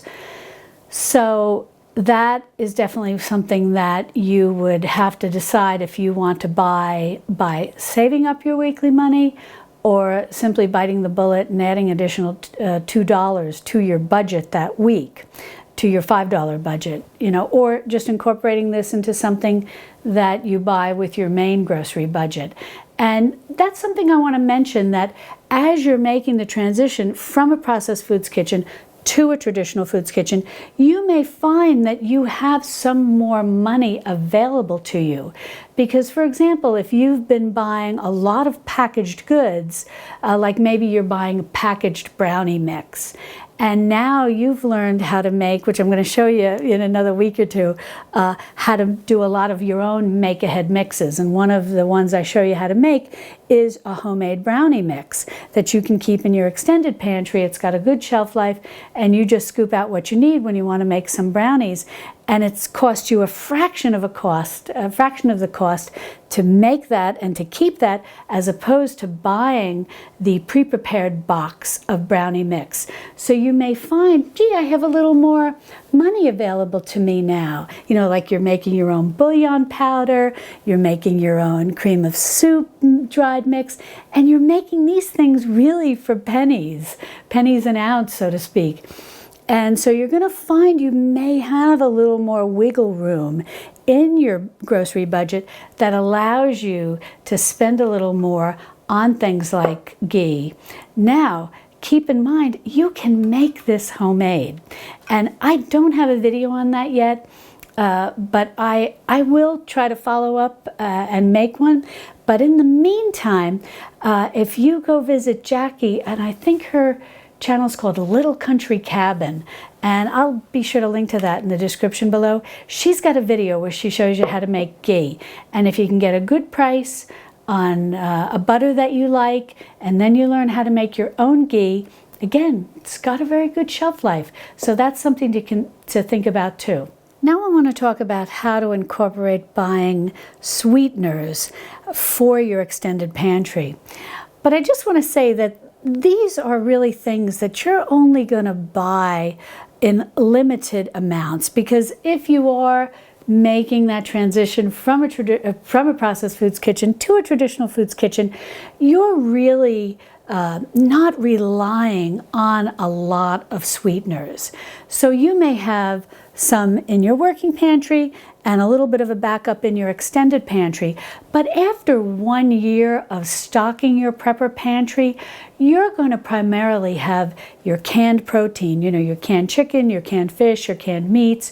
You're going to have your dried beans, you're going to have rice, you're going to have your canned beans and other canned vegetables. You're going to have other canned foods, your canned vegetables, your canned fruits, all of those important foods. You're going to have some pasta, you're going to have some canned tomatoes or some tomato sauce. You're really going to have the bulk of what you're going to have and that you're going to be shopping for on a regular basis are going to be the foods that build meals and that are more nutrient dense, richer in nutrition, and provide you more sustainability, so to speak, in terms of having a truly important and nutritious, and as I said, nutrient-dense extended pantry or prepper pantry. So when it comes to things like this, don't say, oh my goodness, am I going to have to be like buying this every week and it's going to, you know, eat up my $5 a week or my $20 a month, whatever way you shop. No, you're going to buy this once in a while, just like some of the other things we've talked about that are a little pricey that you may have to save up for. most weeks you're going to be buying more of these foods like that we've talked about, and more of these foods, your peanut butter, your canned fruits and vegetables, your proteins, and so on and so forth.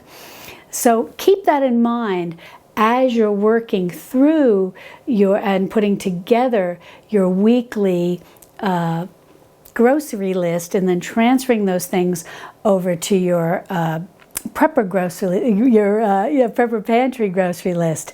That you may not be buying everything on that in a week. As I said, you're going to check off different things as you group together groups of items to buy that add up to about $5.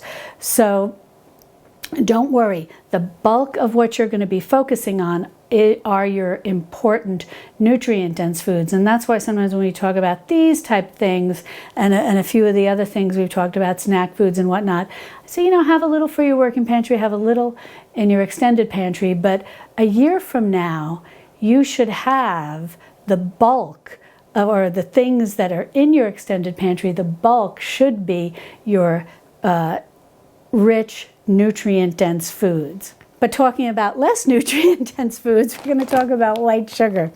Now, I have one bag of this. I don't have a lot of white sugar on hand. I keep a bag on hand for if I'm going to make a low sugar jam where I'm going to use a white sugar. Or there is just sometimes preparations that'll call for a little white sugar. Sometimes maybe you want to give a little boost to your sourdough starter or something like that. And this is a big bag. I got this at Costco. Whoops, it's heavy. And it's 10 pounds. And this was $9.49. So yes, that's going to basically take 2 weeks out of your Prepper Pantry budget. But if you don't think, and really I only had this because I think of, well, I'll be making jam and I'm going to need some. But I'm going to need a larger amount. But if you really don't use a lot of white sugar, and this also too was organic, which, I'm not so worried about that, especially with white sugar. I mean, who are we kidding? It's white sugar. If it's organic or not organic, it's not the best thing for us in the world. So I don't want to be using a lot of it one way or the other. But in any event, you can buy a 4-pound bag at the grocery store. And this seemed to be somewhat universal across the board at different places that I looked for different prices. You can buy white cane sugar, and it is the cane sugar, because I know some of you do have a preference, beet sugar versus cane sugar. Beet sugar will be less expensive, so that's something to keep in mind, especially if you think you're not going to use a lot of it and if it doesn't matter to you. But white cane sugar, the 4-pound bag, it's only $2.35. And if you don't use a lot of sugar, but you just want a little on hand for one thing or another that you may need it, that's really, something you might just be buying 1 pack and seal it well and put it away in your extended pantry. Maybe keep a little in your working pantry. That's really all you're going to need, especially if you're making the transition from a processed foods kitchen to a traditional foods kitchen. Really keep whatever amount of white sugar you buy to a minimum. Now let's talk about alternative sweeteners, because they are good to have on hand, but they can also be a little pricey, so you need to be careful. Now, this is a pourable honey, and pourable honeys will really vary in price. My husband's cousin raises these, and so he gave us this, so that's nice. And if you can find a local beekeeper in your area, you may be able to buy some local honey from him or her, and local honey is always going to be the healthiest for you. Some people believe that taking a little bit of local honey every day can help you cope with allergies if you are prone to those. So having a little pourable honey is nice. I also like the very thick honey that you kind of have to scoop out with a spoon. But your most versatile is the pourable. And let's see, on price, the pourable honey, it's a little pricey. 12 ounces at my grocery store, and again, depending what brand you buy, was $5 or more for 12 ounces. So, honey, it is a little pricey, but I do think having some pourable honey on hand, even if just for medicinal purposes, is a good idea. And some other options also that you can buy are molasses. And the nice thing about molasses is it's very reasonable. And this I actually got on clearance at my grocery store for $1.43, which was terrific. And this is 16 fluid ounces. But if you're not buying it on clearance, but always check your clearance aisle, at my grocery store, molasses 12 ounces, a 12-ounce bottle, was running $3.34. But again, chances are you're not going to be buying a lot of these, and you're not going to be buying this every week. But again, it's nice to have on hand. It is a nice sweetener that you can use for baking. You can drizzle this into a little oatmeal. It does have a stronger flavor, obviously, than honey, so it's really going to be a matter of whether you like it. But it is less expensive than honey, so that kind of makes it an attractive sweetener. And speaking of substitutions for honey, if you have some nice jams and jellies, either that you've made homemade or that you've purchased, and jams and jellies are going to be less expensive than honey, and now not necessarily as healthy for you, but if you can get like a wild blueberry jam that may be made with apple juice as its sweetener as opposed to white sugar, and you thin that on the stove with maybe a little water, you can use that in place of maybe a maple syrup, you know, in place of like real maple syrup, because you want to avoid those what they call pancake syrup, because that's just a lot of artificial ingredients. But thinning that jam or jelly with a little water can also be used in place of a honey that you might have otherwise been drizzling, you know, over your oatmeal. And you might be able to get a jar of that, you know, for $2.50 or $3, you know, in the price range of the molasses. And by thinning it with a little water, you can extend the life of the jar that you bought. And some other options for whole sweeteners are coconut sugar, and at my grocery store they have a 16-ounce container, and it's $4.11. So that's something to keep in mind. You can also find date sugar, and you can find a date sweetener. It kind of looks like a molasses, and they don't have that at my grocery store, but I do believe it's going to be a little more expensive than the coconut sugar. The coconut sugar is becoming very common and easy to find. And so that's a sweetener that can work out well. And that can be a nice replacement in place of using sucanat, which sucanat is simply stands for sugar cane natural. And it's just dried cane juice, so it still has all the vitamins and minerals versus those which have been stripped out of the white cane sugar. But this can be a little expensive. This can run, you know, about $6 a bag. So, you know, you're just really starting to cut into the budget. But coconut sugar is very flavorful, and it can be very nice sprinkled on oatmeal or things like that. But so that's pretty much it. When it comes to the sweeteners, you're not going to be buying a lot of them. And, you know, you're going to use minimal amounts when baking. You know, I always feel that a lot of the baked goods that when you look at recipes and they call for a lot of sugar, I often think that amount can be cut in half. And even if you're using white sugar, you know, cut it in half, but you're going to be baking with your whole grains.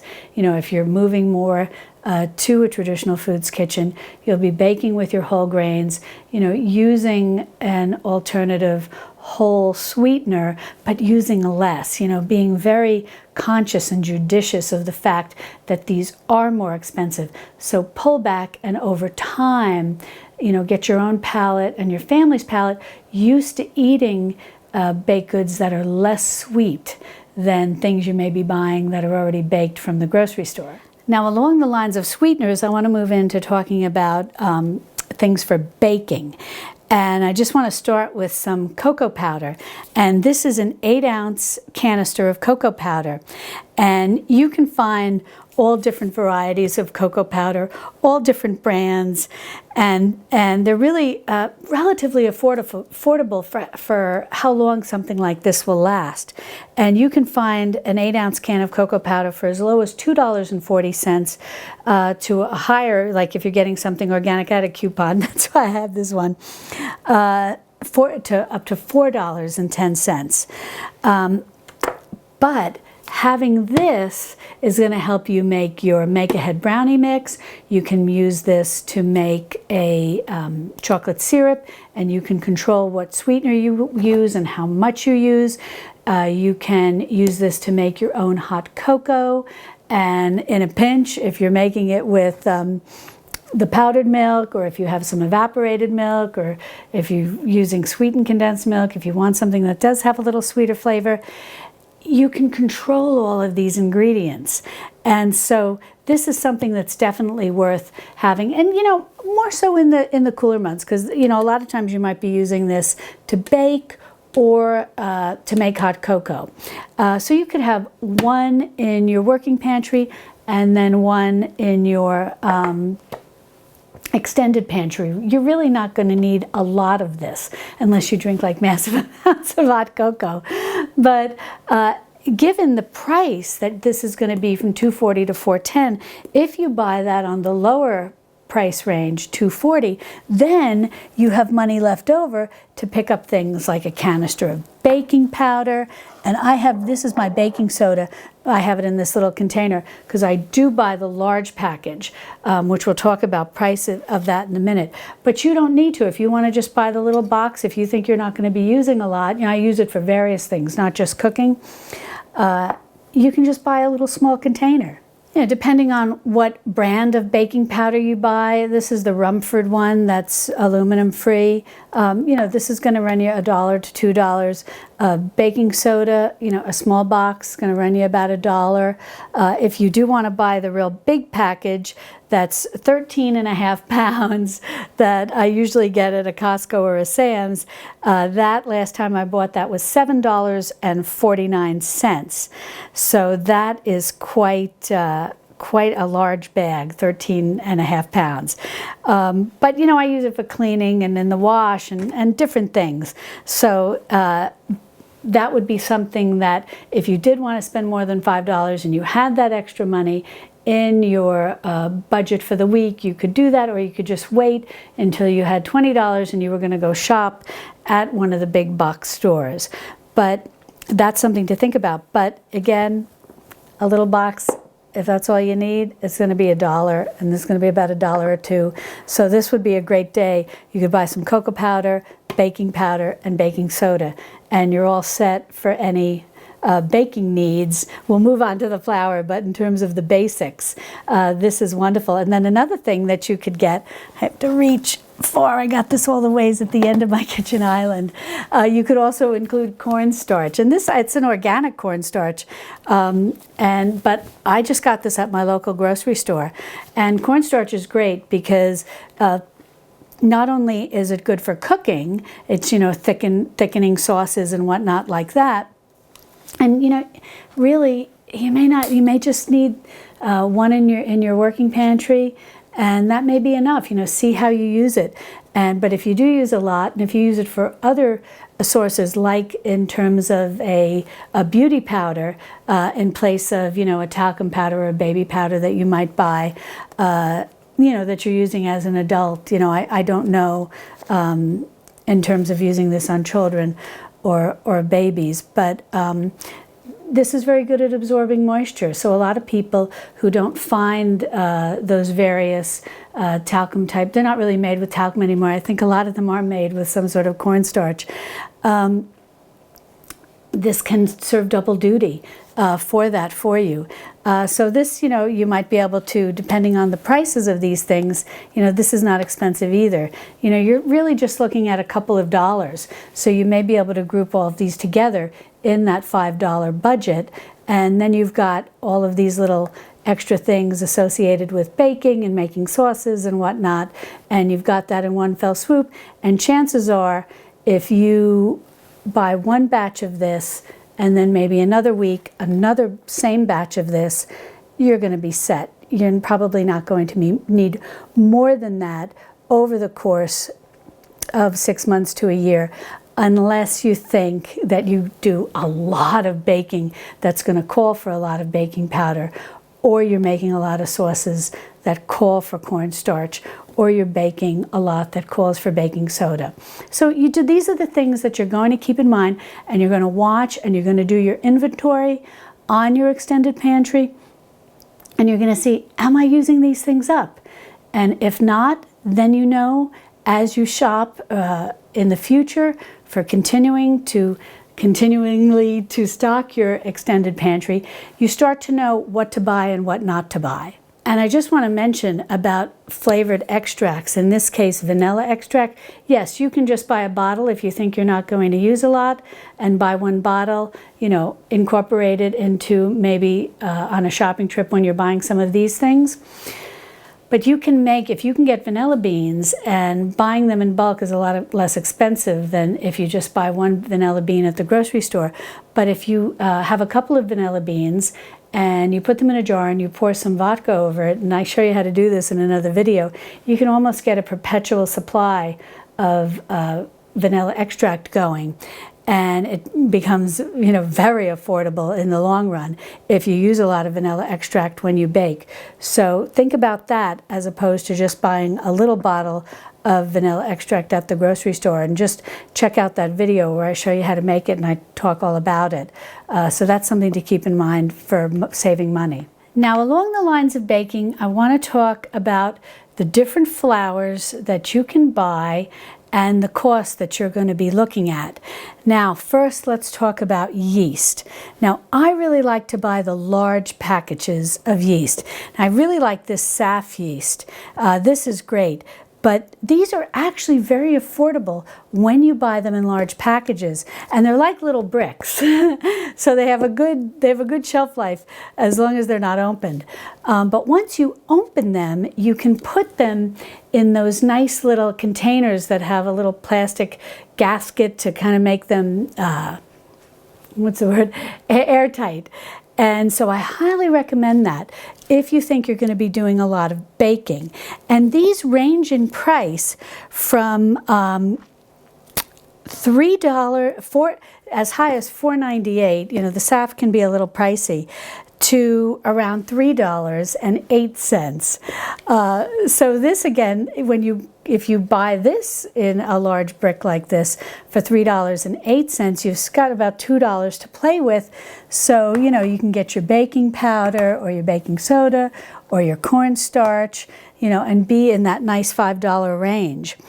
And when you're buying this much yeast, again, like we talked about with the sweeteners, you're not buying this every week. So it's not like you're taking away every week that $5 and, oh my gosh, I don't have enough money to buy my canned meats and my rice and my beans and my pasta and my canned fruit and my canned veggies and so on and so forth. Because, you're not going to buy this that much. And if you don't bake that much, if you're not baking, yeast-based breads, and you just want to buy those 3 packages that normally, come together all connected, and that's $1.22. Now, you're paying a lot more per ounce because all of those 3 packages together only equal a 1/4 ounce of yeast, versus this is 1 pound. So, the price is really significantly different. However, if you don't bake a lot, but you just want to have a couple of packages of yeast on hand in the event that you do need to bake bread, you can definitely just spend $1.22, and then that's going to give you more money to spread around for your baking powder, your cornstarch, and your baking soda. Now, let's talk about flour. Now, this was a good buy. This is all-purpose flour, which I definitely think is worth having on hand, both in your extended pantry and in your working pantry. And this is an organic flour, and it's just an all-purpose flour. And this I got at Costco, and this is the packages are sold together, and each package is 10 pounds. So this was a total of 20 pounds of flour, and I believe this was $11.89. they had a 25-pound bag of this same organic all-purpose flour, and it was like $13 and change, so that's a good buy too. And then what you can do is, if you are baking a lot and you have a lot of all-purpose flour, once you open it, you can put it in those food-safe, those 5-gallon food-safe buckets, and they're not very expensive. And then you can put in some silica gel packs to keep out moisture, maybe a few bay leaves if you're worried about bugs, although I would do that if I was putting boxes of pasta, because this is not sealed very well, it's just in a box. I would put in some bay leaves, to kind of keep the crawly critters away. I don't really think it's necessary with all-purpose flour, and you don't want the taste of the bay leaves to transfer. So I've always wondered when I've seen people doing that, I wonder if you've tried it and you had the taste transfer, I'd be interested in hearing if that in fact did happen. But a couple of silica gel packs, ones that are food safe, and you can put this in your 5-gallon bucket, and you've got they have the airtight seal, and you have a wonderful supply of all-purpose flour at a very fair price. Now, these are my store brand, and they are organic. This is an all-purpose flour. This is 5 pounds. This is an organic whole wheat flour. This is also 5 pounds. Now, if you want to get the HEB brand, it's probably going to be closer. That's not organic, but also this would be similar, to the price at Walmart. That is a 5-pound bag of flour, but that's not organic. It's going to be about $2.50. When you move up to organic, and not these, but if you go like all the ways to the name brands like King Arthur flour, that's going to be closer to $5, and these are going to be a little less than that. So if you don't think you're going to be using a lot of flour, you don't need to have this size, and you wouldn't even need this size. You could peel it, kind of bring it back to just getting a small 2-pound bag of flour, and that's going to really run anywhere from $1 to $2, so definitely very budget friendly. And the whole wheat flour is pretty much in the same price range, but something I found interesting was that it's the non-organic is $2.50, similar to the all-purpose flour, but the 5-pound bag was a little less expensive than a 5-pound bag of all-purpose flour. So that's something interesting to look for if you are buying whole grain flour. But keep in mind, the shelf life for your whole grain flour is optimally maybe 6 months up to a year, whereas your all-purpose flour is going to have a longer shelf life because the bran and the germ have been removed. The bran and the germ are still in here, and those contain oil, and those go rancid quicker. But seriously think of stocking up at least, or at the very least, on some all-purpose flour, especially as you're making the transition to a traditional foods kitchen, because you want to start baking your own bread, and you want to start creating your sourdough starter, for which all-purpose flour can work very well. And I have videos all about it, and I'll link to those.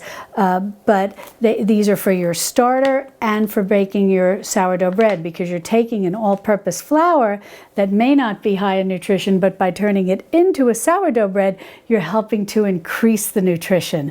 So definitely think about starting to add some all-purpose flour when you're buying these various baking items.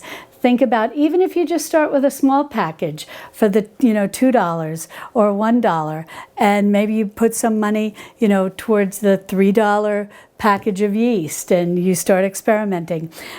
So when you're looking at the baked good aisle, see what you can kind of mix and match to stay within your $5 range, especially if you're getting started with baking. So that's something to keep in mind.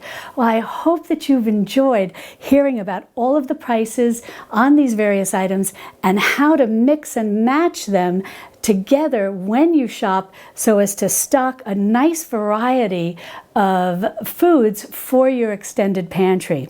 And now, if you would like a pantry list that basically includes all of these things and more, what I like to call the essential traditional foods Four Corners pantry list, be sure to click on this video over here where I go over my entire pantry list and tell you how you can download it for free. And I'll see you over there in my Texas Hill Country kitchen. Love and God bless.